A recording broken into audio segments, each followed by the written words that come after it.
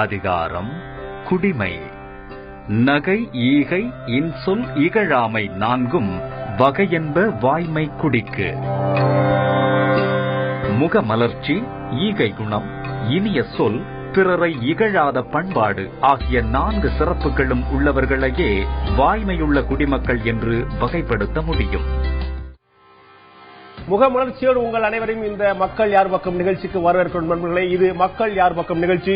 ஒட்டுமொத்தமாக 234 தொகுதியிலும் இருக்கக்கூடிய தமிழக மக்கள் இந்த 2016 சட்டமன்ற தேர்தல் யாருக்கு வாக்களிக்க போகிறார்கள் என்று மக்களுடைய மனநிலையை பிரதிபலிக்கக்கூடிய இந்த நிகழ்ச்சியில் பல்வேறு அங்கங்கள் இருக்கின்றன. இன்றைய நிகழ்ச்சியில் நாம் முக்கியமாக குமரி முதல் சென்னை வரை என்ற பகுதியில் விருதுநகர் மாவட்ட மக்களுடைய செல்வாக்கு என்ன, மக்கள் எந்த கட்சிக்கு செல்வாக்கு இருக்கிறது, எந்த கட்சி அந்த தொகுதிகளில் அந்த மாவட்டத்தில் அதிகமான தொகுதியில் வெற்றி பெற்றிருக்கு பார்க்க போறோம். அதை தாண்டி இன்னொரு முக்கியமான விஷயம், அதிமுக அரசு இந்த 4.25 ஆண்டு ஆட்சி காலத்தில் தான் கொடுத்த வாக்குறுதியை நிறைவேற்றி இருக்கிறதா, கிராம மக்கள் என்ன கருதுகிறார்கள், நகர மக்கள் என்ன கருதுகிறார்கள், 2011 சட்டமன்ற தேர்தலில் அதிமுக வாக்களித்தவர்கள் என்ன கருதுகிறார்கள், வாக்களிக்காதவர்கள் என்ன கருதுகிறார்கள் உட்பட பல்வேறு விஷயங்கள் பார்க்க இருக்கிறோம். அந்த நிகழ்ச்சிக்கு முழுமையாக செல்வதற்கு முன்னால் அரசியல் சாலை பகுதிக்கு முதலில் செல்லலாம்.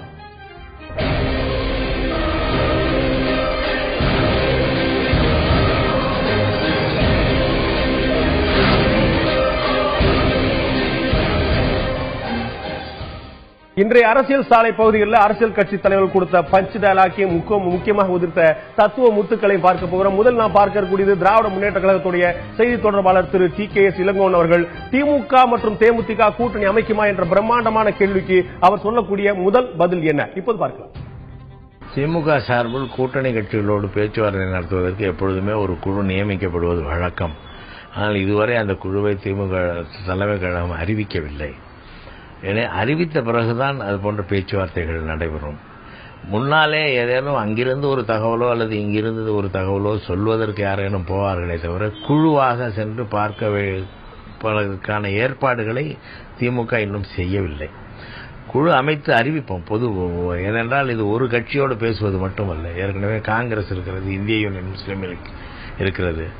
இந்த பேச்சுவார்த்தை நடத்துவதற்கான ஒரு குழுவை வெகு விரைவில் தலைவர் கலைஞர் அவர்கள் நியமிப்பார்கள். அதுதான் வழக்கமான நடைமுறை. கோயம்பேடு பக்கம் யாரோ, கோபாலபுரம் பக்கம் யாரோ போய்விட்டாலும் உடனே கூட்டணி பேச்சுவார்த்தை என்று சொல்லிவிடுவதானா, அதற்கெல்லாம் அதிகாரப்பூர்வ குழு அமைக்க வேண்டாம் என்று கேட்கிறார். அடுத்ததாக கூட்டணி பற்றி அதிகாரப்பூர்வமான பேச்சுவார்த்தை தொங்காவிட்டாலும் கூட 2 பக்கத்துமே கூட்டணி பற்றிய ஆசைகளும் எண்ணங்களும் இருக்கிறது என்று சொல்கிறார் இளங்கோவன். இல்ல, ஒரு கூட்டணி சேரணுங்கிற எண்ணம் 2 தரப்புக்கும் இருக்கிறது. கூட்டணி சேரணுங்கிற எண்ணம் 2 தரப்புக்கும் இருக்கிறது என்பது வரை இப்பொழுது உறுதியாகி இருக்கிறது. அடுத்தடுத்த கட்டங்களில் அது முழுமை பெறும். திமுக மட்டும் தேமுதிக கூட்டணி முயற்சிக்கிறது, பாஜக கூட தேசிய ஜனநாயக கூட்டணிக்கு ஒரு மறு உயிர் கொடுப்பதற்கான முயற்சி இருக்கிறது. அப்படி ஒரு சம்பவம் நடந்தால் இளங்கோவன் பதில். அவர்கள் இன்னும் விஜயகாந்த் தேமுதிகவும் பாட்டாளி மக்கள் கட்சியும் எங்கள் அணியிலே தான் இருக்கிறது என்று கூட சொல்கிறார்கள். இப்போ பாட்டாளி மக்கள் கட்சி எங்களோடு தான் இருக்கிறார்கள் என்று கூட அவர்கள் சொல்கிறார்கள். அவர்கள் இல்லையே. இப்போ பாட்டாளி மக்கள் கட்சி எங்களோடு தான் இருக்கிறார்கள் என்று கூட அவர்கள் சொல்கிறார்கள். அவர்கள் இல்லையே.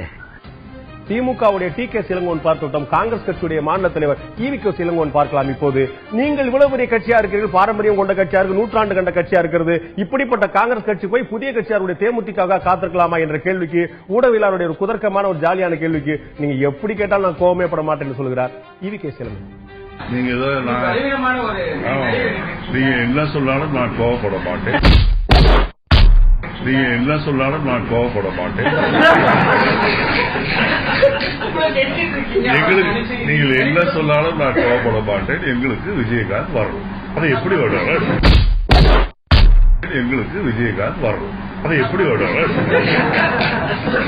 ஒரு படத்தில் வடிவேல் சொல்ல போல எங்களை அடிக்க நினைச்சவங்க டயர்டாய் படுத்து கிடக்கிறாங்க, நீ யாருப்பா அப்படின்னு சொல்லி ஈரோட்ல சொந்த மண்ணில் கேட்கிறார் EVK இளங்கோவன். பாஜகவுடன் கூட்டணிக்கான விஷயம் பற்றியும் திமுகவுடன் கூட்டணிக்கான விஷயம் பற்றியும் திமுகவுடைய தலைவர் திரு கருணாநிதி அவர்கள் பழம் கனிந்து கொண்டிருக்கிறது, பால் விழுவதற்கு எப்போதும் காத்திருக்கிறது, நாங்கள் நம்பிக்கையோடு காத்திருக்கோம் என்று பழம் பால் என்ற பஞ்ச் டயலாக்கை சொல்லியிருக்கார். அது பற்றி இளங்கோவனுடைய பார்வை என்னை பொறுத்தவரையில், காங்கிரஸை பொறுத்தவரையில் பெரியவர் டாக்டர் கலைஞர் அவர்கள் கூறிய கருத்து தான் எங்களுடைய கருத்து. பழம் கழிஞ்சிருச்சு, எப்ப சார் பால் விழும்? பழம் கழியுமா? பழம் கழிஞ்சிருச்சுனாரு, பால் எப்ப விழும்? விழும்போது உங்களுக்கு தெரிவிக்கப்படும். விழும்போது உங்களுக்கு தெரிவிக்கப்படும்.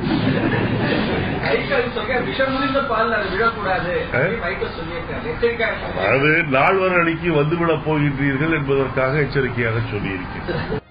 காங்கிரஸ் கட்சிக்கு எவ்வளவு சீட்டு என்பது ஒருவரும் இருக்கட்டும், காங்கிரஸ் கட்சியில யார் யாருக்கு எவ்வளவு சீட்டு, ஆதரவாளர்கள் என்று சொல்லலாம், குழு என்று சொல்லலாம், கோஷ்டி என்று சொல்லலாம், இப்படிதான் சொல்லலாம். அதுபோல ஆதரவாளர்கள் யாருக்கா சீட்டு ஒதுக்கீடு பற்றி ஏதாவது முடிவு இருக்கிறா என்ற கேள்விக்கு அவர் என்ன சொல்கிறார்? கோஷ்டிகளுக்கு டிக்கெட் கிடையாது, கோட்டா சிஸ்டம் கிடையாது. கோஷ்டிகளுக்கு டிக்கெட் கிடையாது, கோட்டா சிஸ்டம் கிடையாது. உண்மையான காங்கிரஸ்காரர்களுக்கு, மண்ணின் மைந்தர்களுக்கு, வெற்றி பெற வாய்ப்பு இருக்கின்றவர்களுக்கு கண்டிப்பாக காங்கிரஸில் வாய்ப்பு தரும். ஒரே கட்சியை பற்றிய மூன்றாவது தலைவருடைய கருத்தை நான் பார்க்க இருக்கிறோம். முதல் நாம் டி கே செல்வன் பார்த்தோம், அடுத்து ஈ கே செல்வன் பார்த்தோம். அடுத்ததாக தமிழக பாஜகவுடைய மாநில தலைவர் தமிழிசை சவுந்தரராஜன் தேமுதிக பாஜக கூட்டணி பற்றி என்ன சொல்லியிருக்கார்? திடீரென்று இந்த காலை ஒரு மிகப்பெரிய பரபரப்பான செய்தி எழுந்தது. ஒரு சமூக வலைதளத்தில் ஒரு கருத்து பரவி, முதல்வர் வேட்பாளராக தேசிய ஜனநாயக கூட்டணிக்கு விஜயகாந்தை அறிவிக்க தயார் என்று பிரகாஷ் ஜவடேகர் சொன்னது போலவும், அதற்கு அவர்கள் மறுத்து, கடைசியில் பிரகாஷ் ஜவடேகர் மறுத்து நாங்கள் அப்படிலாம் சொல்ல சொல்லியிருக்கார். ஒரு தொலைக்காட்சியில் கூட அந்த செய்தி ஒரு முக்கியமான செய்தியாக ஒளிபரப்பாச்சு. அப்படிப்பட்ட சம்பவம் நடக்கவில்லை என்று பிரகாஷ் ஜவடேகர் மறுத்திருக்கிறார். தமிழிசை சவுந்தரராஜன் அப்படிப்பட்ட பேச்சுவார்த்தை பிரேமலதாவுக்கும் பிரகாஷ் ஜவடேகர் நடந்தா என்பது என்ன சொல்லியிருக்கிறார்? இப்போது பார்க்கலாம். அவர் சொல்லவில்லை, சொன்னதாக ஊடகங்களில் பதிவு செய்யப்பட்டிருக்கிறது என்பதுதான் எனது கருத்து. அவர் சொல்லவில்லை, சொன்னதாக ஊடகங்களில் பதிவு செய்யப்பட்டிருக்கிறது என்பதுதான் எனது கருத்து. இன்னொன்று, அவர் செய்தி தொடர்பாளராக இருந்தவர் இப்படி ஒரு கருத்தை நேரடியாக சொல்ல வேண்டும் என்றால் பத்திரிகைக்காரர்களை கூப்பிட்டு, சகோதரர்களை கூப்பிட்டு நேரடியாகவே சொல்லியிருப்பார். ஒரே ஒரு இணையதளத்தில் பதிவு செய்யப்பட்டிருப்பதுதான் எல்லோருக்குமே சந்தேகத்தை ஏற்படுத்துகிறது. ஒரே ஒரு இணையதளத்தில் பதிவு செய்யப்பட்டிருப்பதுதான் எல்லோருக்குமே சந்தேகத்தை ஏற்படுத்துகிறது. அரசியல் தலைவர்கள் அதிகாரப்பூர்வமாக சொன்னது என்ன என்பதை இதுவரை பார்த்தோம். அரசியல் தலைவர்களும் அரசியல் கட்சிகளும் அதிகாரப்பூர்வமாக சொல்லாத விஷயங்கள் என்ன, அதை சொல்வதற்காக தான் இருக்கிறது இன்றைய கிசு கிசு.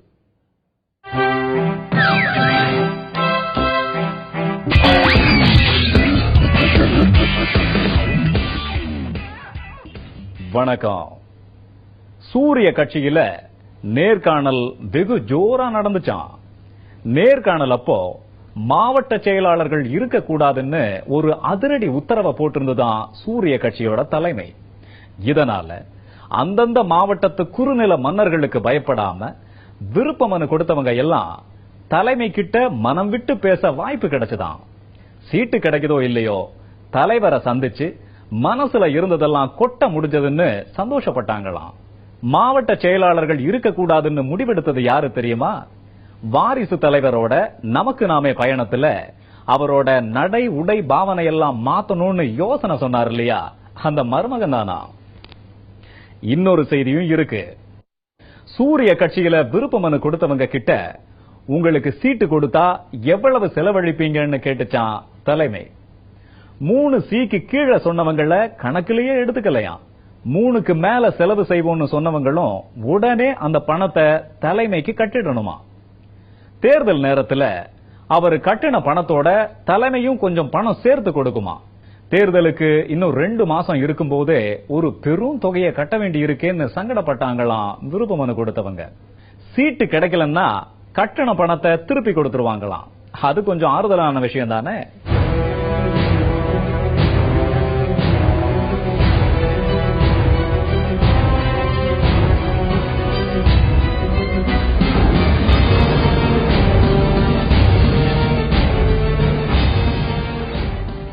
குமரி முதல் சென்னை வரை பொதுவில் நாம் பார்க்க இருக்கக்கூடியது விருதுநகர் மாவட்டம். இந்த விருதுநகர் மாவட்டத்தில் அருப்புக்கோட்டை, ராஜபாளையம், சிவகாசி, ஸ்ரீவில்லிபுத்தூர் தனி, சாத்தூர், விருதுநகர், திருச்சுழி என்று மொத்தம் 7 சட்டமன்ற தொகுதிகள் இருக்கின்றன. இந்த 7 சட்டமன்ற தொகுதியிலுமே 1991 2011 வரையிலான 5 சட்டமன்ற தேர்தல்கள் மற்றும் 1999 2014 வரையிலான 4 பாராளுமன்ற தேர்தல்கள். இதுல ஒட்டுமொத்தமாக சட்டமன்ற தொகுதி வாரியாக பார்வையில் எந்த கட்சி எந்த தொகுதியில் அதிகமான இடங்களில் வெற்றி பெற்றிருக்கு பார்க்கிறோம். அதன் மூலமாக எந்த தொகுதி எந்த கட்சிக்கு செல்வாக்கு மிகுந்த கட்சியாக தொகுதியாக இருக்கிறது, எந்த இடத்துல அவருடைய வெற்றி வாய்ப்பு பிரகாசமா இருக்கிறது, அதிகபட்சமாக 9 தேர்தல்கள் அதிகபட்சமாக 3-4 முறைக்கு அதிகமாக எந்த கட்சி வெற்றி பெற்றிருக்கிறதோ அவர்களுக்கு சாதகமான தொகுதியை பார்க்க முடியும். அப்படி எந்த தொகுதி எந்த தொகுதிக்கு எந்த கட்சியில் செல்வாக்கு இருக்கிறது, எந்த கட்சிக்கு எந்த தொகுதி செல்வாக்கு இருக்கிறத பார்க்க இருக்கிறோம்.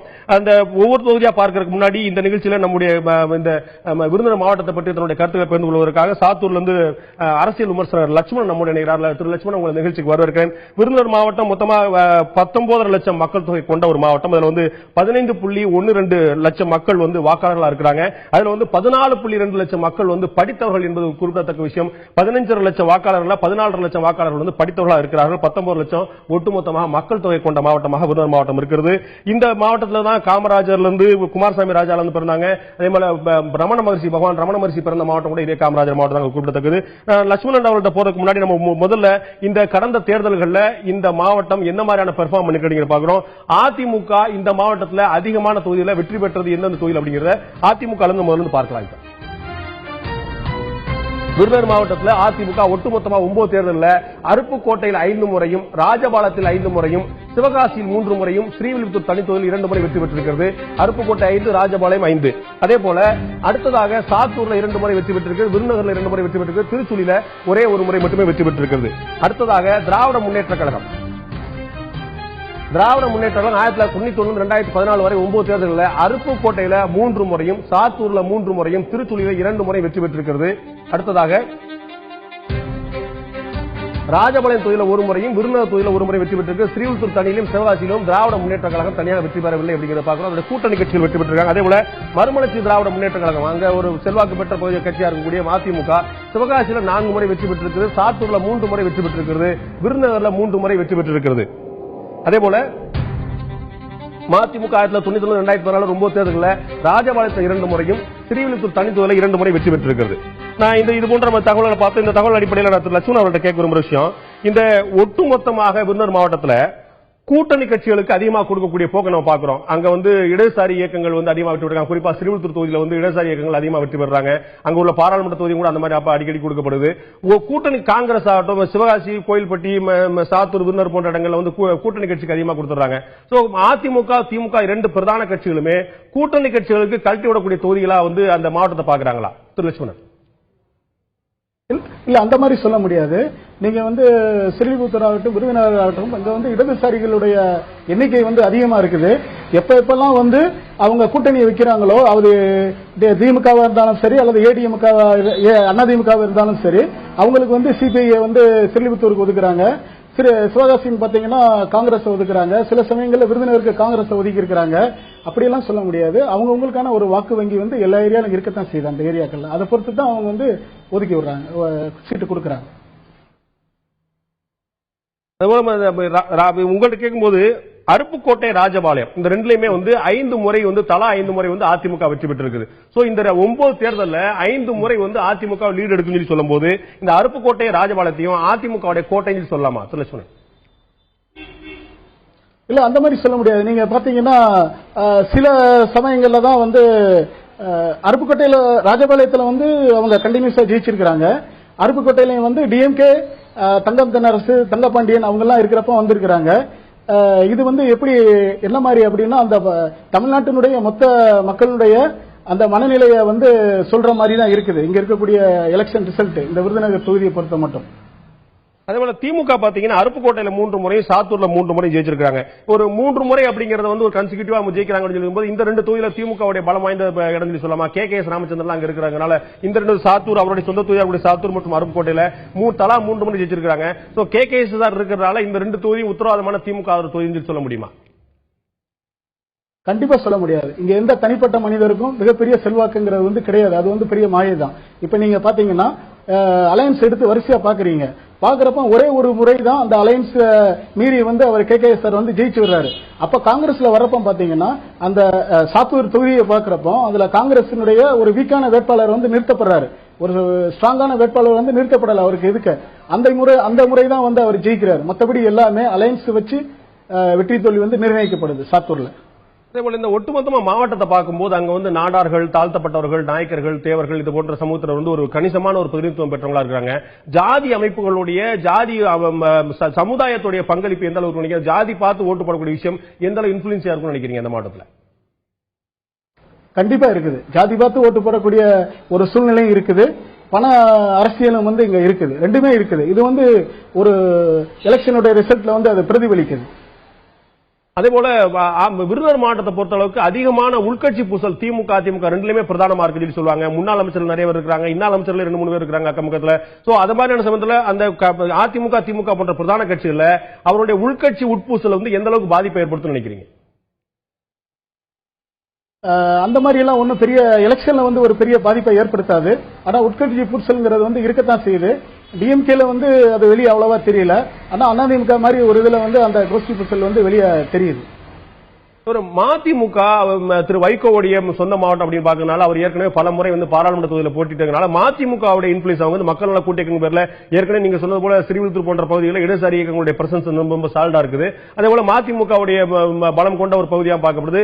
அவர்கள் இந்த தேர்தலில் எந்த மாதிரியான ஒரு தாக்கத்தை, எந்த மாதிரியான ஒரு ஓட்டு பிளவை ஏற்படுத்தாங்க நீங்க நினைக்கிறீங்க? கண்டிப்பா மதிமுகன்னு ஒரு ஓட் பேங்க் இருக்கத்தான் செய்யுது. அவங்க விருதுநகர்ல ஜெயிச்சிருக்காங்க, சிவகாசியில ஜெயிச்சிருக்காங்க. கூட்டணியிலே இருந்தாலும் அவங்களுக்கான ஒரு ஓட் பேங்க் இல்லாம அவங்க நிச்சயம் ஜெயிக்க முடியாது அவங்களால. கண்டிப்பா இந்த முறை அவங்களும் ஒரு தாக்கத்தை வந்து நிச்சயம் ஏற்படுத்துவாங்க இந்த எலெக்ஷன்ல. வேற கட்சிகளுக்கு ஏதேனும் வாய்ப்பு இருக்கா இந்த அதிமுக திமுக பட் ஒரு மிகப்பெரிய இன்ஃபுளுன்ஸ் ஏற்படுத்தக்கூடிய மதிமுக இது தவிர வேற ஏதாவது சொல்லக்கூடிய தகவல் தான் இருக்கா? குறிப்பிடத்தக்க அம்சம், கவனிக்க வேண்டிய விஷயம், கட்சிகளும் வேட்பாளர் கவனிக்க வேண்டிய விஷயம் ஏதாவது இருக்குதா? நீங்க மதிமுக பிரிச்சு பார்க்க முடியாதுல்ல. மதிமுகங்கிறது வந்து மக்கள் நல கூட்டணியில தானே இருக்குது. இன்னைக்கு மக்கள் வந்து இந்த மாறி மாறி இங்க வந்திருக்கக்கூடிய ஏடிஎம்கே டிஎம்கே இந்த அரசாங்கங்கள்னால வந்து பாத்தீங்கன்னா மிகப்பெரிய வெறுப்புல இருக்கிறாங்க. அந்த இந்த தொகுதியில வந்து ஏடிஎம்கேல இருக்கப்ப 2 அமைச்சர்கள் இருந்தாங்க, டிஎம்கேல இருக்கிறப்ப 2 அமைச்சர்கள் இருந்தாங்க. ஆனா அந்த தொகுதிக்கான மேம்பாட்டு திட்டங்கள் எதையுமே அவங்க செயல்படுத்தல. சாதாரணமா ஒரு சமூக கூடமோ கழிப்பறையிலிருந்து அவங்க கட்டியிருக்கிறாங்க. இது வந்து பெரிய தொழில் சார்ந்த நகரம், ஒரு விவசாயம் சார்ந்த மாவட்டம். இது இன்னைக்கு இந்த தொழில் சார்ந்த நகரத்துல அவங்க இந்த 2 கட்சிகளுமே இந்த எந்த விதமான ஒரு கவனமும் செலுத்தல. அதனால இன்னைக்கு தொழில்கள்லாம் வந்து நலிஞ்சி பின்னடைவாகிக்கிட்டு இருக்கு. இதுல தொழிலாளர்கள் வந்து நிறைய வெளியேறாங்க, வேலை வாய்ப்பை இழக்கிறாங்க. விவசாயம் பாத்தீங்கன்னா இது ஒரு மானாவாரி பகுதி. இது மழை பெஞ்சால்தான் விவசாயம். இங்க நிறைய நீர்நிலைகள் இருக்குது. ஒரு 20 வருஷத்துக்கு இன்னைக்கு வந்து தாமிரபரணி கூட்டு திட்டம் கொண்டு வந்து இன்னைக்கு தாமிரபரணியில இருந்து தண்ணி கொண்டு வராங்க. முன்னாடியே 20 வருஷத்துக்கு முன்னாடி எந்த தண்ணி இருந்தது? எல்லாமே இங்கே அவைலபிளா இருந்தது. இங்க வந்து குளம் இருந்து நிலத்தடி நீர் வந்து அவ்வளவு கிடைச்சது. இங்க குளங்கள் தூர்வாரப்படல, நீர் போக்குவரத்து சரி செய்யப்படல. இந்த மாதிரி வந்து அரசாங்கங்கள் வந்து விவசாயத்துக்கான எந்த கவனமும் செலுத்தாதனால இன்னைக்கு விவசாயிகள் வந்து விவசாயத்தை விட்டு பின்னுக்கு வந்துட்டாங்க. இப்படித்தான் வந்து இந்த 2 ஆட்சியிலையும் வந்து நடந்திருக்குது. அதனால மக்கள் வந்து மிகப்பெரிய வெறுப்புல இருக்கிறாங்க. இன்னைக்கு விருதுநகர் தொகுதியில் பாத்தீங்கன்னா அங்க வந்து ரொம்ப போக்குவரத்து நெரிசலான ஒரு இடத்துல வந்து ராமூர்த்தி பாலம்ங்கிற ஒரு இதை கட்ட ரொம்ப போராடி கோர்ட்ல இருந்து 2 தடவை சொல்லிதான் இன்னைக்கு வந்து அதை அடிக்கல் நாட்டியிருக்காங்க. மக்களுடைய மிகப்பெரிய கோரிக்கையான மருத்துவக் கல்லூரி அதை வந்து பாத்தீங்கன்னா டிஎம்கே கவர்மெண்ட் வந்து அனௌன்ஸ் பண்ணிட்டாங்க. என்ன அதை பத்தி கிடப்பிலே போட்டிருக்குது. இந்த தொழிற்சாலைகள் நிறைய இருக்கக்கூடிய நகரத்துல ஒரு தொழிற்பூங்கா அமைக்கணும்னு சொல்லி சாத்தூர்லயும் சரி விருதுநகர்லயும் சரி இடங்கள்லாம் அளந்து எடுத்து 10-12 வருஷம் ஆச்சு. இவங்க அந்த தொழிற்சாலை சம்பந்தமா இவங்க எதுவுமே பண்ணல. இந்த தொகுதிக்குன்னு பாத்தீங்கன்னா 2 அரசாங்கங்களும் 2 கட்சிகளும் மாறி மாறி வந்திருக்கு. ஆனா மக்களுக்கான எந்த ஒரு இதையும் வந்து திட்டத்தையும் இவங்க செய்யல. இங்க தொழில் எல்லாம் பின்னடைஞ்சு போய்கிட்டு இருக்குது. கைத்தறி விசைத்தறி இது வந்து ரொம்ப நலிவடைஞ்சிருச்சு. இன்னைக்கு இவங்க கைத்தறி இவங்க இன்னைக்கு என்ன செய்யறாங்கன்னா இலவச வேஷ்டி சேலைகளை கூட இவங்க வெளிமாநில இருந்து பர்ச்சேஸ் பண்ணி கொள்முதல் பண்ணி கொண்டு வர்றாங்க. இவங்க டிஎம்கே ஆட்சியிலையும் சரி அதுக்கப்புறம் அந்த அதிமுக ஆட்சியிலும் சரி மிகப்பெரிய மின்வெட்டு இருந்தது, ரொம்ப கடுமையான மின்வெட்டு. அதுல வந்து இந்த தொழிற்சாலையான சிவகாசி நகரங்கள்லாம் ரொம்ப பாதிக்கப்பட்டது. அப்ப வந்து நிறைய அச்சு தொழில்கள் வந்து இந்த சிவகாசியை விட்டு மற்ற மாநிலங்களுக்கு போயிருச்சு. அப்ப இந்த இதே அரசாங்கம் தமிழ்நாட்டு பாடநூல் நிறுவனம் வந்து இங்க புத்தகங்களை கொள்முதல் பண்ணாம இன்னைக்கு வெளி மாநிலங்கள்ல வந்து கொள்முதல் பண்றாங்க. அப்ப இவங்க இந்த 2 அரசாங்கங்களுமே இந்த மக்களுக்கான என்ன வேலை வாய்ப்பை கொடுத்திருக்கிறாங்க? இப்படி ஏகப்பட்ட கேள்விகள் வந்து மக்கள் மனசுல இருக்குது. அருக்கு சமுத்திர கேட்க விரும்புற விஷயம், இந்த வாக்குறுதிகளை அதிமுக அரசு நிறைவேற்றியதா இல்லையா என்பதை மக்கள் எதை வைத்து தீர்மானிக்கிறார்? தொகுதி வாரியா எடுத்தோம் அப்படின்னா ஃபர்ஸ்ட் வந்து தொகுதிக்குள்ள கொடுக்கப்பட்ட லோக்கலைஸ்ட் வாக்குறுதிகள். இரண்டாவது அதிமுக அரசாங்கம் வருவதற்கு முன்னால் அந்த கட்சி வந்து வெளியிட்ட தேர்தல் அறிக்கை, தேர்தல் வாக்குறுதிகள், ஜெனரல் ஸ்டேட் வாக்குறுதிகள், அப்புறம் அந்த லோக்கல் வாக்குறுதிகள். நான் திரு கோசலா அவர்கிட்ட கேட்கிறது, அவர் சொன்ன தேர்தல் அறிக்கையோட காரணியா இருக்கு. ஆனா தேர்தல் அறிக்கை 2011 வெளியிட்டது என்னென்ன அப்படின்னு சொல்லிட்டு அதிமுகவினர்ல எத்தனை பேருக்கு ஞாபகம் இருக்கும் தெரியாது, சாமானிய மக்களுக்கு எப்படி ஞாபகம் இருக்கும்? சோ தேர்தல் அறிக்கையில சொன்னது என்ன, 110 தேதியில சொன்னது என்ன அப்படிங்கிற சாமானிய மக்களுக்கு எப்படி நினைவுல இருக்கும்? இல்ல இன்னைக்கு வந்து தகவல் தொடர்பு தொழில்நுட்பம் வந்து ரொம்ப வளர்ந்துருச்சு. பேஸ்புக், இன்டர்நெட் நீங்க எதுல போட்டாலும் தட்டினா உடனே வந்துருது. அதனால நீங்க வந்து ஒருவேளை அவன் மறந்துட்டா கூட அதை நினைவுபடுத்துவதற்கான வாய்ப்புகள் அதிகமான சூழ்நிலை இருக்குது. இரண்டாவது அரசியல் சார்ந்த மக்கள் வந்து அந்த தேர்தல் அறிக்கையை வந்து கையில வச்சு அடுத்த வருஷம் இவங்க என்ன சொல்றாங்க, முந்தின வருஷம் என்ன சொன்னாங்க, இதெல்லாம் அனலைஸ் பண்ணக்கூடிய ஆட்கள் இன்னும் வந்து மாவட்ட தலைநகரங்கள்லயோ அல்லது தொகுதியோட தலைநகரங்கள்லயோ இருக்கிறாங்க, நிறைய பேர் இருக்கிறாங்க. ஓகே, அருண்கிருஷ்ணன் கேட்கிறோம் சார், அந்த இலவசங்கள் நம்ம சொல்றோம் இல்லையா, அதிமுக வந்து விலையில்லா அப்படிங்கிற வார்த்தையை பயன்படுத்துது. இந்த விலையில்லா பொருட்களுடைய தாக்கம் இந்த கொடுத்த வாக்கு நிறைவேற்றியதா அப்படிங்கிறது எந்த அளவுக்கு இருக்கு? நம்ம வந்து கண்கூடா பார்க்கக்கூடிய விஷயம் என்ன, ஜிடிபி குரோத் ஆச்சா அப்படிங்கிறது தெரியாது, பிறப்பு இறப்பு விகிதம் என்ன மாதிரி மார்க்குன்னு தெரியாது. இதெல்லாம் வந்து சாமானிய மக்களுக்கு தெரிய வாய்ப்பு. ஆனா டிவி கொடுக்கப்பட்டதா, கிரைண்டர் கொடுக்கப்பட்டதா, மிக்சி கொடுக்கப்பட்டதா, ஆடு வந்துச்சா, மாடு வந்துச்சா, ஃபேன் வந்துச்சாங்கிறது தெரியும். சோ இலவச பொருட்கள், விலையில்லா பொருட்கள் வந்து கொடுக்கப்பட்டது, கொடுக்கப்படல அப்படிங்கிறது இந்த கருத்துக்களில் ஒரு தாக்கத்தை ஏற்படுத்தியிருக்கா? கண்டிப்பா. மக்களிடம் கேட்டபோது வாக்குறுதிகள்னா எந்த ப்ராஜெக்ட்ஸ் வந்திருக்குன்னு கேட்டீங்கன்னா அது ஒண்ணு உட்கட்டமைப்பு வசதிகள், அந்த அதை சார்ந்த ப்ராஜெக்ட்ஸா இருக்கு, இல்ல விலையில்லா பொருட்களா இருக்கு, இல்ல பெரிய அறிவிப்புகள், ஏதேனும் பிரம்மாண்ட அறிவிப்புகள் இருந்து அந்த அறிவிப்புகள் வந்து கண்கூட நிறைவேறி இருக்கா, அப்படி மட்டும் தான் மக்களுக்கு மருத்துவக் கல்லூரி, பொறியியல் கல்லூரி, கரண்ட் பவர் சிச்சுவேஷன் அந்த மாதிரி. இதே வந்து நீங்க வந்து இந்த மாதிரி ஹியூமன் ரிசோர்ஸ் டெவலப்மெண்ட் இருக்கும், இல்ல எடுகேஷன் இத்தனை % உயரும், அதெல்லாம் மக்களுக்கு ஞாபகம் இல்ல, அது ஃபேக்ட் வைஸா அவங்களுக்கு தெரியவும் இல்ல. மெட்டீரியலா கண்கூடா எது இருக்குதோ அதை ஏற்கறாங்க. திரு கோசல்ராம், மின்சாரம் வந்து இவங்க கொடுத்த வாக்குறுதி லிஸ்ட்ல சேருமா? மின்சாரம் வந்து மின்வெட்டு இருக்குது, மின்வெட்டு இல்ல, போன முறை இருந்த மாதிரி இருந்தது இல்ல அப்படிங்கிறது மக்கள் முடிவெடுக்கக்கூடிய ஒரு காரணியா இருக்குமா? மின்வெட்டு வந்து போன முறை இருந்துச்சு, இந்த முறை இல்ல அப்படின்னு நினைப்பாங்க. மின்சாரம் வந்து இன்னைக்கு ரொம்ப அத்தியாவசியங்க. அது வந்து இல்லாம வந்து இன்னைக்கு மக்களால வந்து ஒரு நிமிஷம் கூட வீட்டுல இருக்க முடியல. இந்த கேள்விக்கான பதில் அளிக்கும் போது அவரோட மனசுல அந்த மின்சாரம் இருக்குது இல்லங்கிறது ஒரு பதிலா தோண வாய்ப்பு இருக்கு. நிச்சயமா வரும். ஏன்னா இது அது அத்தியாவசிய தேவையில ஒன்றாகிவிட்டது. ஓகே. அடுத்த நம்ம வந்து மக்கள் இதை பத்தி என்ன நினைச்சிருக்காங்க? மக்கள்கிட்ட கேட்ட போது முதல்ல கிராமப்புறங்களில் இருக்கக்கூடிய மக்கள் அதிமுக அரசு தான் கொடுத்த வாக்குறுதியை 2011 சட்டமன்ற தேர்தல் போது கொடுத்த வாக்குறுதியை இந்த 5 ஆண்டு காலத்தில் நிறைவேற்றிருக்கிறதா என்று கிராமப்புற மக்களிடம் கேட்டபோது அவர்கள் சொன்ன கருத்து இப்போது பார்க்கலாம். ஆம், கிராமப்புற தமிழக அரசு தான் சொன்ன வாக்கு நிறைவேற்றியது என்று ஆம் என்று 42 விழுக்காடு மக்களும், இல்லை தான் கொடுத்த வாக்குறுதியை நிறைவேற்றவில்லை என்று 39 விழுக்காடு மக்களும், இது பற்றி கருத்து எதுவும் சொல்வதற்கு இல்லை என்று 19 விழுக்காடு மக்கள் சொல்லியிருக்கார்கள். ஆம் என்று 42 விழுக்காடு, இல்லை என்று 39 விழுக்காடு, கருத்து இல்லை என்று 19 விழுக்காடு. இது கிராமப்புறத்துடைய தகவல். நான் அருண்கிருஷ்ணன் கேட்க ஒரு நிமிஷம். கிராமத்துல 39% அதிருப்தி. அதிமுகவுடைய ஸ்ட்ராங் ஹோல்ட் அப்படின்னு சொல்லக்கூடிய கிராமங்கள்ல கிட்டத்தட்ட 39-42. இந்த அதிருப்திக்கும் திருப்திக்கும் வந்து கிட்டத்தட்ட ஒரு சமநிலையில் தான் இருக்குது. அதிமுகவுடைய ஸ்ட்ராங் ஹோல்டு ஓட் பேங்க் என்னாச்சு? அதிமுகவோட ஸ்ட்ராங் ஓட் பேங்க் இருக்கிறதுனால தான் வந்து இன்னுமே 4.25 ஆண்டுகள் கழித்தும் கூட ஒரு பாசிட்டிவ் அவுட்புட்டா ஒரு 3 to 4% லீட் எடுத்து அவங்க வர முடியும் அப்படிங்கிற ஒரு ஃபேக்டரும் இங்க தெரியுது. இன்னொன்னு இதுல நம்ம எப்படி பார்க்கணும்னா ஓவரால் அப்படி வந்துச்சுன்னா நீங்க சொல்ற மாதிரி ஏத்துக்கலாம். ஆனா கிராமப்புறங்கள்ல வந்து நம்ம வந்து அடிக்கடி சொல்ற மாதிரி படிப்பு அறிவு குறைந்த மக்கள் இருக்கிறாங்க, தகவல் தொழில்நுட்பத்துல வந்து வாய்ப்புகள் ரொம்ப குறைவு.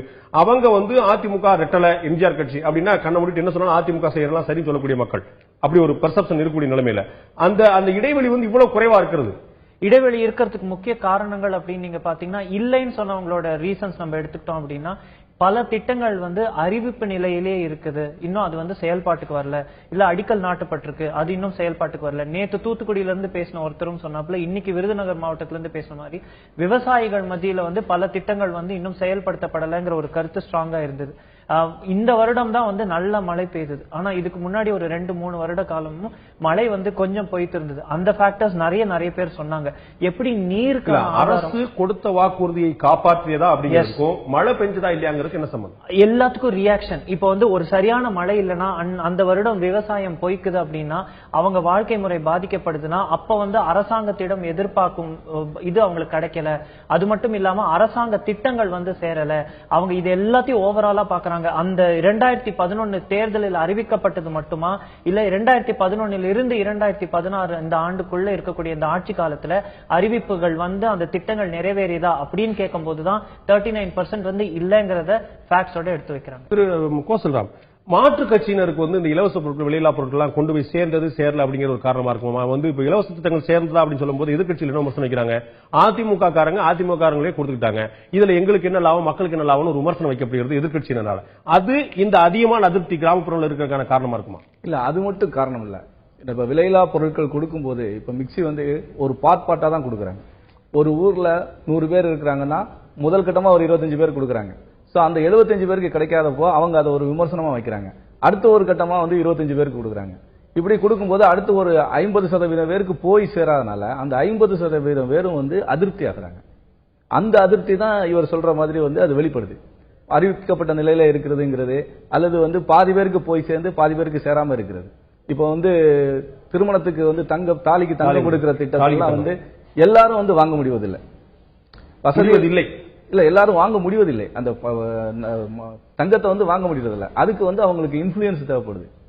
அது இல்லாதவங்களுக்கு கிடைக்காதப்போ இவங்க சொன்னாங்க எனக்கு ஒண்ணு கிடைக்கல அப்படிங்கிற ஒரு அதிருப்தி வந்து அதிகமா வருது. அது கிராமங்கள்ல ரொம்ப வாய்மொழியா பரவக்கூடிய அதிருப்தி வந்து நீங்க அவ்வளவு சீக்கிரத்துல மாத்த முடியாது. ஓகே, நிச்சயமா. அடுத்ததாக நகர்ப்புற மக்கள், கிராமப்புற மக்களுடைய மனநிலை என்னங்கிற பார்த்தோம். அடுத்ததாக நகர்ப்புற மக்கள் இந்த கேள்விக்கு, அரசு தன்னுடைய வாக்குறுதி நிறைவேற்றிய அந்த கேள்விக்கு நகர்ப்புற மக்கள் என்ன சொல்றாங்க பார்ப்போம்.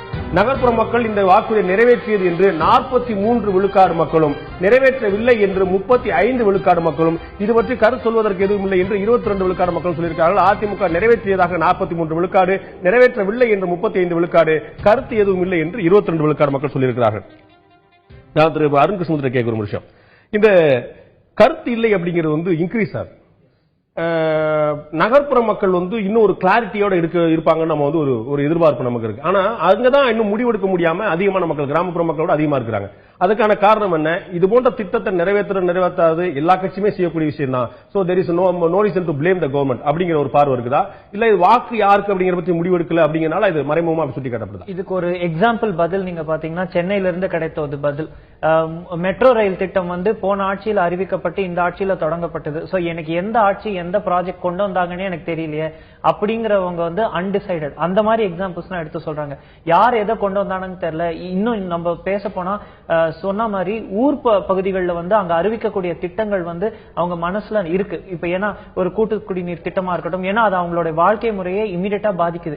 இங்க வந்து அறிவிக்கப்பட்ட பல திட்டங்கள் வந்து பல பேருக்கு தெரியாமலே போகுது. அது எந்த நிலையில் இருக்குங்கிறதே தெரியல. அது நிறைவேற்றப்பட்டிருக்கா, அறிவிக்கப்பட்டிருக்கா, திமுக ஆட்சி அறிவிக்கப்பட்டதா, அதிமுக ஆட்சி அறிவிக்கப்பட்டதா, அந்த ஆட்சி அறிவிச்சு இந்த ஆட்சி துவங்கியிருக்காங்களா, அதை பத்தின ஒரு பெரிய கவனம் இல்லை. அந்த அவேர்னஸ் இல்ல. இன்னொன்னு வந்து பெரிய குழப்பமும் இருக்கு. சென்சிடைசேஷன் அவேர்னஸ் ஒரு பக்கம் இருக்க, இன்னொரு பக்கம் வந்து ஒரு பெரிய குழப்பம். அது மட்டும் இல்லாம இந்த ஆட்சியை வந்து எந்த மாடல்ல அவங்க கேஜ் பண்றது இப்ப ஒண்ணுமே இல்ல. இங்க இருக்கக்கூடிய அம்மா கேண்டீன் வந்து லோ இன்கம் குரூப்புக்கு ரீச் ஆகுது, அவங்க வந்து சந்தோஷப்படுறாங்க. ஆனா அந்த கேண்டீன்ல சாப்பிடாதவங்களுக்கு அந்த ப்ராஜெக்ட் வந்து அவங்க எப்படி, அது நல்ல சோசியல் ப்ராஜெக்டா பார்க்கப்படுது. ஆனா அது அவங்க வாழ்க்கை முறையை டைரக்டா அஃபெக்ட் பண்ணங்கிற போது இந்த ஆட்சி செஞ்சுதா இல்லையாங்கிற குழப்பத்துல இந்த மாதிரி கருத்து இல்லைங்கிற பதில் வெள்ளம். அதனால என்ன பிரயோஜனம் அப்படிங்கிற ஒரு கேள்வி கூட எழுது. நான் திரு கோசல்ராம் கேட்கிறத 22 விழுக்காடு மக்கள் வந்து கருத்து இல்லைன்னு சொல்லியிருக்காங்க.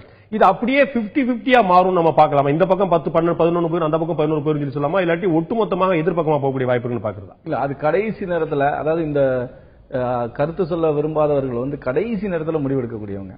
அந்த கடைசி நேரத்தை கூட செயல்பாடுகள் அரசுடைய அந்த அது வரைக்கும் தேர்தல் நெருக்கத்து வரைக்கும் அந்த கூட்டணிகளுடைய பலங்கள், அப்புறம் மக்களுடைய அரசுடைய செயல்பாடுகள், இது எல்லாம் சேரும் போது அவங்க எந்த பக்கம் சாய்வாங்கிறத முடிவு பண்ண முடியாது. 50-50 சொல்ல முடியாது. இதுல என்ன சர்ப்ரைஸ்னா, இந்த அது நிறைவேற்றி சொல்றவங்களுக்கும் நிறைவேற்றலன்னு சொல்றவங்களுக்கும் 8 விழுக்காடு டிஃபரன்ஸ் இருக்கு. கிராமத்துல வந்து 4 விழுக்காடு டிஃபரன்ஸ் தான் நம்ம பாக்குறோம். அதை விட அதிகமா நகரத்துல நம்ம பாக்குறோம். சோ நகரத்துல ஃபேவரிங் த கவர்மெண்ட் அதிகமா இருக்கு, கருத்து இல்ல சொல்லக்கூடியவங்க அதிகமா இருக்கிறாங்க. அது இல்ல சால்டா இந்த செய்யலங்கிறவங்க கம்மியா இருக்காங்க. 8% லீடு வருது. கருத்து சொல்லவில்லை என்று சொல்றாங்கல்ல, அவங்களுக்கு வந்து மறுப்பு இருந்தா கூட சொல்றதுக்கு மனம் இல்லாமல் கூட இருக்கலாம். அதனால அந்த பர்சன்டேஜ் கூடும். ஏன்னா ரெண்டாவது இன்னொரு பக்கம் என்னன்னா, இவங்களுக்கு வந்து சென்னை போன்ற பெரிய நகரங்களை வந்து ஓடிக்கிட்டே இருக்க வேண்டியிருக்கு. இந்த திட்டங்களை வந்து உட்கார்ந்து பேசுறது கூட அவங்களுக்கு நேரம் இல்லை. நீங்க ஒரு ஆபீஸ் 6 மணிக்கு முடிஞ்சு அவங்க வீட்டுக்கு போகணும்னா 7-7:30 ஆயிடுது.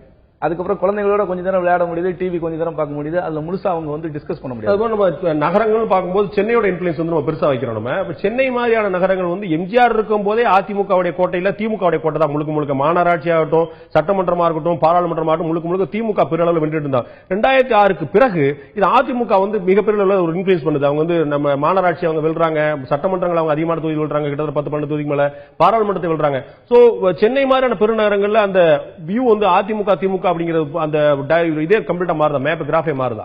இல்ல, கிராஃப் மாறுது அப்படின்னு சொல்ல முடியாது. இப்ப ஆட்சி மாற்றம் வந்து எப்படி வந்து 2001ல ஒரு கட்சியும் 2006ல ஒரு கட்சியும் மாறிச்சோ, அதே மாதிரியான மனநிலை வந்து நகர்ப்புறங்கள்ல எப்படி இருக்கோ அதே மாதிரி கிராமப்புறங்கள்ல இருக்கு, கிராமப்புறங்கள்ல எப்படி இருக்கோ அதே மாதிரி ஒரே மாதிரியான மனநிலைக்கு இன்னைக்கு மக்கள் வந்துட்டாங்க. அதுதான் நான் சொன்னேன், இது வந்து தகவல் தொழில்நுட்பத்துடைய தாக்கம் தான் மிக முக்கியமான காரணம்னு நான் சொல்லுவேன். அது அரசியல் கட்சிகளுடைய செயல்பாடுகளை வந்து இன்னைக்கு எல்லாரும் ஒரே மாதிரி பார்க்கக்கூடிய ஒரு சூழ்நிலை வந்து வந்துருச்சு. அதன் அடிப்படையில் நீங்க பார்க்கும்போது இது வந்து நகரம் கிராமம்ங்கிறத வந்து நம்ம பிரிச்சு பார்க்க முடியாத அளவுக்கு மக்களுடைய இன்ஃப்ளூயன்ஸ் வந்து எல்லா இடத்துலயுமே இந்த தகவல் தொழில்நுட்பத்தோட இன்ஃப்ளூயன்ஸ் இருக்கு. ஓகே, நிச்சயமா. அடுத்ததான் நான் பார்க்கிறது அதிமுகவுக்கு 2011 வாக்களித்தவர்கள் தன்னுடைய வாக்குறுதிகளை இந்த ஆட்சி நிறைவேற்றதா என்று வாக்களித்துள்ள 2011 அதிமுக ஓட்டர்கள் வாக்களித்துள்ள கேட்டபோது அவர்கள் என்ன சொன்னார்கள் இப்போது பார்க்கலாம். இந்த அரசு இந்த வாக்குறுதியை நிறைவேற்றியது என்று 71% மக்கள் அதிருப்தி தெரிவித்திருக்கிறார்கள். 21 விழுக்காடு மக்கள் இல்லை இந்த வாக்குறுதியை நிறைவேற்றவில்லை என்று அதிருப்தி தெரிவித்திருக்கிறார்கள். கருத்து எதுவும் இல்லை என்று 8 விழுக்காடு மக்கள் சொல்லியிருக்காங்க. 8 விழுக்காடு மக்கள் ரொம்ப குறைவான மக்கள் தான் கருத்து தெரிவித்திருக்காங்க. இல்லை இந்த நிறைவேற்றவில்லை என்று அதிமுக வாக்களித்தவர்கள் 21 விழுக்காடு மக்கள் சொல்லியிருக்காங்க. அதிமுக வாக்களித்தவர்கள் 71 விழுக்காடு மக்கள் நிறைவடைந்திருக்கிறார்கள். நான் அருண்குமார் கேட்கிற விஷயம், இந்த 21 பிளஸ் 8 29 விழுக்காடு மக்கள் வந்து அதிமுக வாக்களிச்சவங்கல்ல we are satisfied சொல்ல முடியாம இருக்காங்க. நம்ம ஞாபகம் இருக்கும், நம்ம வந்து ஏடிஎம்கே அப்படிங்கிறது முழுக்க is it all about Jayalalithaa அப்படின்னு கேட்டபோது 91 விழுக்காடு மக்கள் என்ன டவுட் அப்படின்னு சொல்லிட்டாங்க. பட் இங்க வந்து 2011 அதிமுக வாக்களித்தவங்கல்ல கிட்டத்தட்ட 30 விழுக்காடு மக்கள் they are not satisfied. இது ஊடக பிரச்சாரம், எதிர்க்கட்சிகளுடைய கடுமையான விமர்சனம், அதிமுக குற்றம் சாட்டுறதுக்கு சீமான்ல இருந்து, அன்புமணில இருந்து, வைகோல இருந்து, கருணாநிதியில இருந்து பெரிய ஒரு படை எதிர இருப்பது, இதெல்லாம் சேர்ந்து இந்த எண்ணத்தை உருவாக்குதா? அது மட்டும் இல்லாம ஒரு நம்ம பார்க்கும்போது சட்டமன்ற தேர்தல் அப்படின்னு பார்த்தா 2011 2016, ஆனா இதுக்கு நடுவுல வந்த ஒரு மாநகராட்சி தேர்தலா இருக்கட்டும் இல்ல லோக்சபா தேர்தலா இருக்கட்டும், தொடர்ந்து அதிமுக வாக்களித்தவர்களும் இதே லிஸ்ட்ல இருக்காங்க. அவங்க வந்து 3 முறை நம்ம அவங்க வந்து தேர்தல்களை பிரித்து பார்த்தாலுமே கூட 3 முறை இவர்களுக்கு ஆப்பர்ச்சுனிட்டி கொடுத்தோம் அப்படிங்கிற ஒரு ஜஸ்டிபிகேஷன் வச்சுட்டு இத்தனை வாட்டி போட்டதுக்கு எனக்கு என்ன கிடைச்சது அப்படிங்கிற ஒரு கேள்வி 2-3 பேர் வைக்கிறாங்க. இன்னொரு ஃபேக்டர் அப்படின்னு பார்த்தோம்னா இந்த 21% இங்கதான் வந்து அகடமிக்கா ஒரு டேர்ம் இன்ட்ரோடியூஸ் பண்ணணும், டிரான்சிட் ஓட்டர்ஸ். இந்த டிரான்சிட் ஓட்டர்ஸ் யாருன்னா இவங்க வந்து அதிமுகவுடைய விசுவாசிகள் அல்ல, அதிமுக பக்கம் சாய்ந்தவர்கள், சென்ற தேர்தலில் அதிமுகவுக்கு வாக்களித்தவர்கள். அவர்கள் வைகோ அடிக்கடி குறிப்பிட்டது போல ஒரு 65 விழுக்காடு மக்கள் வந்து எந்த கட்சியும் சாராதவங்களா இருக்காங்க, இந்த கட்சியும் உறுப்பினர்களா இருக்காங்க. சோ ஒவ்வொரு டைம் வந்து ஒவ்வொரு தேர்தலில் ஒரு கட்சிக்கு வாக்களிப்பாங்க அவங்க. எஸ், அது மட்டும் இல்லாம சென்ற முறை இவர்கள் வரணும் என்று வாக்களித்தவர்களோட சேர்ந்து இவர்கள் வரக்கூடாது, அதனால இவர்களுக்கு என்னுடைய வாக்கு அப்படின்னு போட்டவர்களும் இருக்காங்க.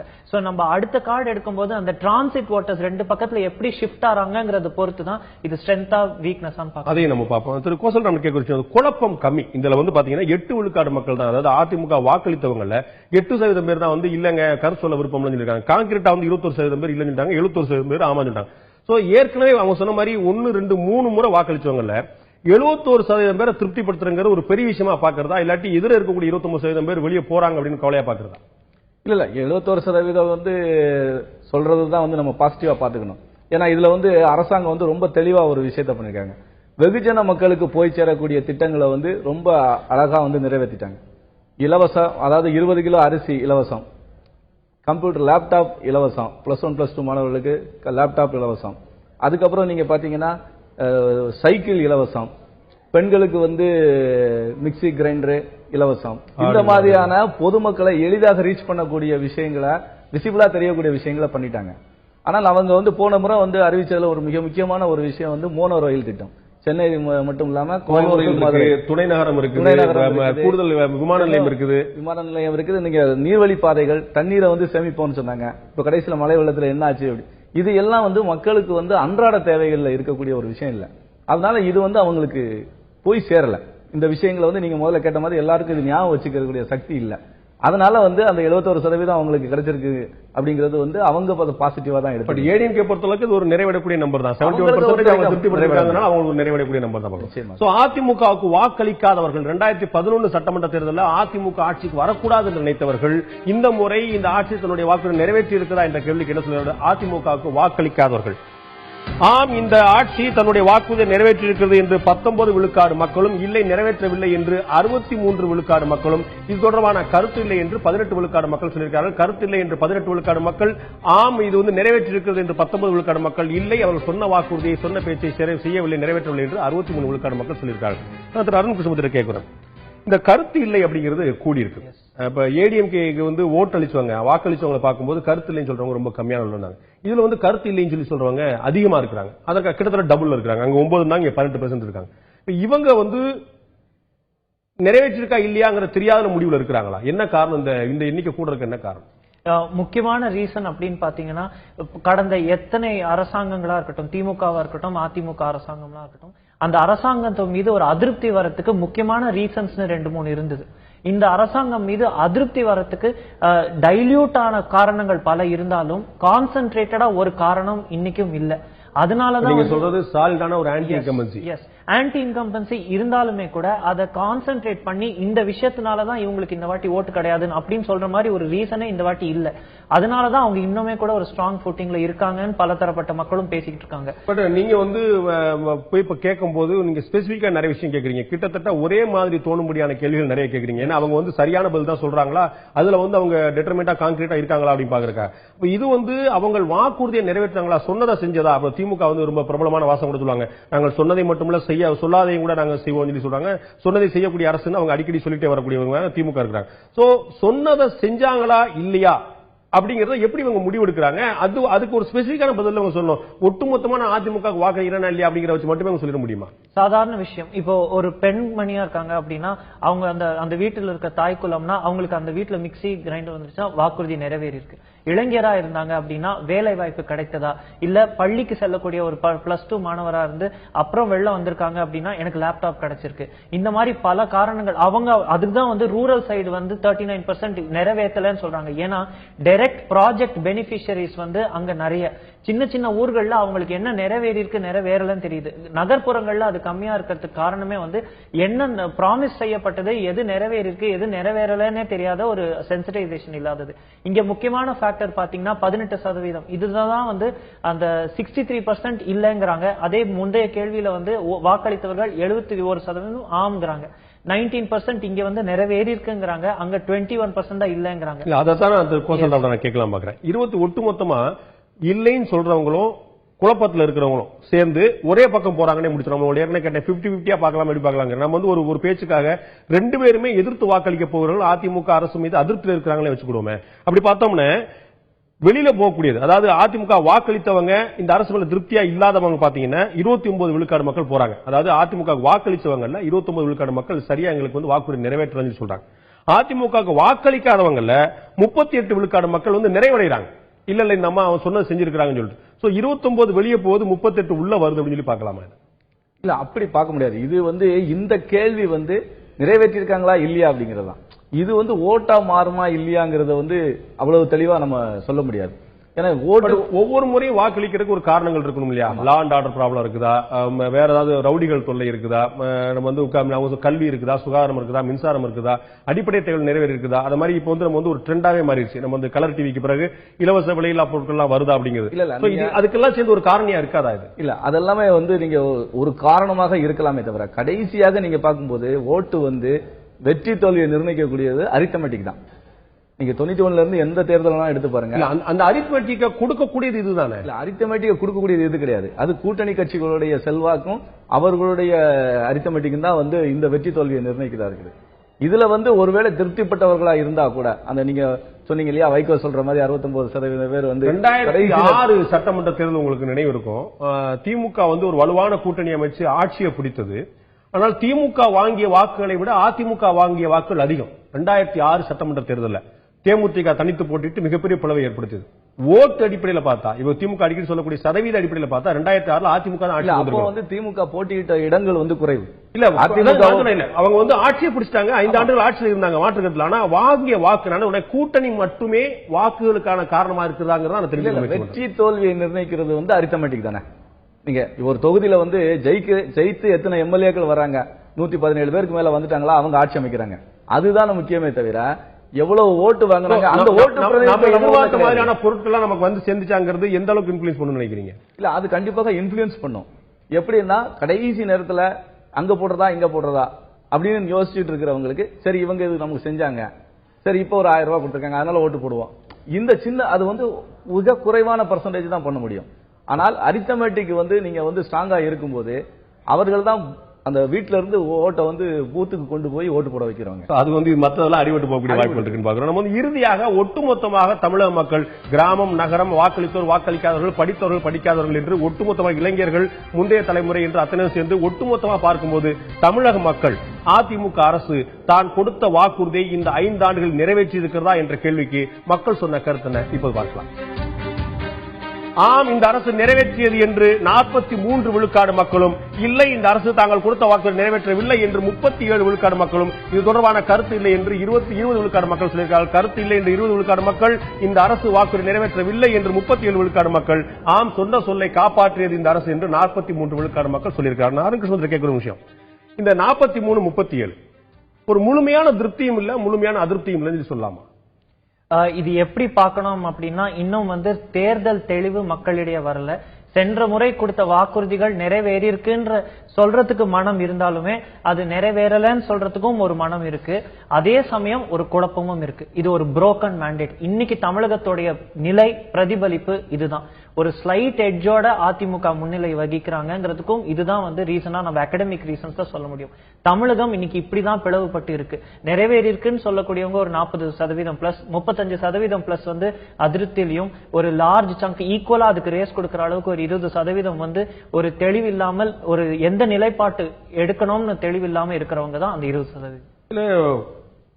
கிட்டத்தட்ட 37 பிளஸ் 20 37% பேர் நிறைவேற்றலன்னு சொல்றாங்க. 20% பேர் இன்னொரு கன்ஃபியூஷன்ல இருக்காங்க.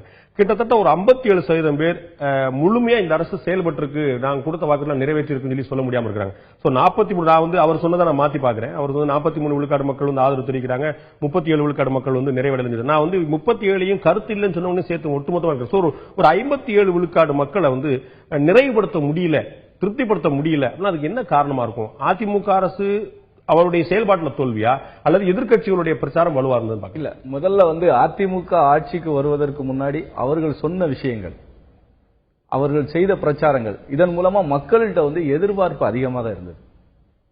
மிக அதிகமான எதிர்பார்ப்பு இருந்தது. அந்த எதிர்பார்ப்பை இன்னைக்கு ஆளும் அதிமுகவால நிறைவேற்ற முடியவில்லைங்கிறது தான் முக்கியம். அதனாலதான் இந்த பெர்சன்டேஜ் இவ்வளவு அதிகமா வந்திருக்கு, 37 20 அப்படின்னு வந்திருக்கு அப்படின்னு நான் நினைக்கிறேன். ஏன்னா அவங்க கடந்த இதற்கு முந்தைய ஆட்சியில மக்களுக்கு இருந்த அசௌகரியங்களும் தொழில் செய்ய முடியாத சில காரணங்களும் இருந்தது. அதையெல்லாம் மாற்றி நாங்க ஒரு நல்ல ஆட்சி தருவோம் அப்படின்னு இவங்க செய்த பிரச்சாரம் இருக்குல்ல, அந்த பிரச்சாரத்தின் மூலமா மக்களுக்கு எதிர்பார்ப்பு அதிகமா இருந்தது. அருண்கிருஷ்ணமூர்த்தி சொன்னது போல அதிமுக ஒரு ஸ்லைட் எட்ஜ் எடுக்குது நம்ம பாக்குறோம். 43 விழுக்காடு மக்கள் நிறைவடைஞ்சிருக்காங்க, 37 விழுக்காடு மக்கள் நிறைவடையல.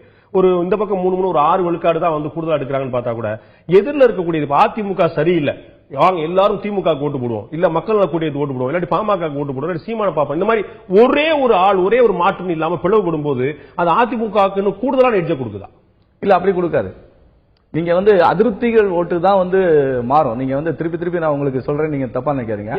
ஆட்டோமேட்டிக் தான் அங்க ஒர்க் அவுட் ஆகும். இல்ல, அதுதான் நான் சொல்றேன். இன்னைக்கு நம்ம கண்ணு முன்னாடி உத்தரவாதமா இருக்கக்கூடியது அதிமுகவுடைய அணி, திமுகவுடைய அணி, மக்கள் நல கூட்டு இயக்கம், பாமக 4 அணி உத்தரவாதமா இருக்கு. இப்ப தேமுதிக எங்க போறங்க 4ங்கிறது 3 கூட மாறலாம். 3 அணினே வச்சிருக்கோம், 3 பிரதான அணிகள் இருந்துரும். அதிமுக வேண்டாம் நினைக்கக்கூடிய மக்கள் இப்ப நம்ம கிட்டத்தட்ட ஒரு 37 விழுக்காடு மக்கள் அதிமுக வேண்டாம்னு முடிவு பண்ணிருக்காங்க. அதாவது அதிமுக சரியா செயல்படலன்னு அதிருப்தி முழுமையா வெளிப்படுத்திருக்காங்க. இந்த 37 கீழே இருக்கக்கூடிய கருத்துலங்கிற 20 57 வச்சுட்டா கூட இது 3 4 பிரிவுபடும்போது குறைந்தபட்சம் 2ஆக பிளவுபடும்போது நீங்க இப்ப இல்லைன்னு சொல்றவங்க திமுகவா அல்லது மற்ற கட்சியா நம்ம சொல்ல முடியாது. இல்ல, நீங்க சொல்றதுபடி பார்த்தா நீங்க இந்த கேள்வியை வச்சு நீங்க இப்ப கேட்கக்கூடிய இந்த கேள்விக்கு சொல்ல முடியாது. ஏன்னா இந்த சர்வே வச்சு இல்ல நம்ம ஒட்டுமொத்தமா பாக்குறது இது அதிமுக நோக்கி போதா மாற்று கட்சிகள் நோக்கி போதாங்கிறதா நம்மளுடைய அடிப்படையான நோக்கமே. இல்ல, அப்படி இருக்கலாம். இது வெறும் ஒரு அன்னைக்கு இன்னைக்கு இவங்க நிறைவேற்றி இருக்காங்க அப்படின்னு சொல்ற 43% பேரும் அதிமுக ஆதரவாளர்கள் தான் நம்ம சொல்ல முடியாதுல்ல. 2 மாசத்துல தேர்தல் வர இருக்கிற நிலைமையில அதிமுகவுடைய வாக்குறுதி நிறைவேற்றப்பட்டு நிறைவேற்றவனா பார்க்க முடியும். இல்ல, அப்படி நம்ம பார்க்க முடியாது. இந்த கேள்வி இந்த திட்டங்கள் நிறைவேறியிருக்கா இல்லையா அப்படிங்கிறது தான். இது வாக்கா மாறும் அப்படிங்கிறதுக்கான கேள்வி இல்ல. ஒரு மிகப்பெரிய கேள்வி அது வேற மாதிரி வரும். திருக்கோசல் ஒரு மிகப்பெரிய கேள்வி இருக்கிறார். இது அதிமுக ஆட்சி தன்னுடைய வாக்குறுதி நிறைவேற்றிருக்கா இல்லையாங்கிற ஒரு ப்ராக்ரஸ் ரிப்போர்ட் தான். மக்கள் இது செஞ்சிருக்காங்களா செய்யலாங்கன்னு சொல்றாங்க. செய்யாம இருக்கிறவங்க வாக்களிக்கக்கூடிய வாய்ப்பு இருக்கு, செஞ்சிருக்காங்க சொல்லவங்க வாக்களிக்காம போகக்கூடிய வாய்ப்பு இருக்குது. அது அந்தந்த அரசியல் மூட பொறுத்த விஷயம் தான் திருக்கோசல் கருத்தா இருக்கிறது. ஒட்டுமொத்தமா பார்க்கும்போது அதிமுக அரசு செயல்பட்டு வாக்கு நிறைவேற்றிருக்க அந்த கேள்விக்கு 43 விழுக்காடு மக்கள் நிறைவேற்றிருக்கிறது என்றும் 37 விழுக்காடு மக்கள் நிறைவேற்றவில்லை என்றும் 20 விழுக்காடு மக்கள் கருத்து இல்லை என்று சொல்லியிருக்கிறார்கள். இன்னும் நிறைய விஷயங்கள் இருக்கின்றன, பல்வேறு விஷயங்கள் பற்றி நம்ம கேட்க இருக்கிறோம். இந்த ஆட்சி இப்போது உடனடியாக தேர்தல் சந்தித்தால் நீங்கள் மீண்டும் அதிமுக வாக்களிப்பீர்களா என்ற கேள்வி உட்பட, தமிழக அமைச்சரவையோட செயல்பாடு எப்படி இருந்தது என்பது உட்பட, சட்டம் ஒழுங்கை நிறைவா செய்திருக்கிற இந்த அரசு என்பது உட்பட பல்வேறு விஷயங்கள் இருக்கின்றன. ஒவ்வொன்றுக்காக நாம் விடை காண இருக்கிறோம் அடுத்தடுத்த நிகழ்ச்சியில. இந்த நிகழ்ச்சியில் கலந்து கொண்ட கருத்து விருந்தினர்கள் 2 பேருக்கும் நன்றி. பார்த்த உங்களுக்கும் நன்றி. மீண்டும் இன்னொரு நிகழ்ச்சியில் சந்திப்போம். அதுவரை நன்றி, வணக்கம்.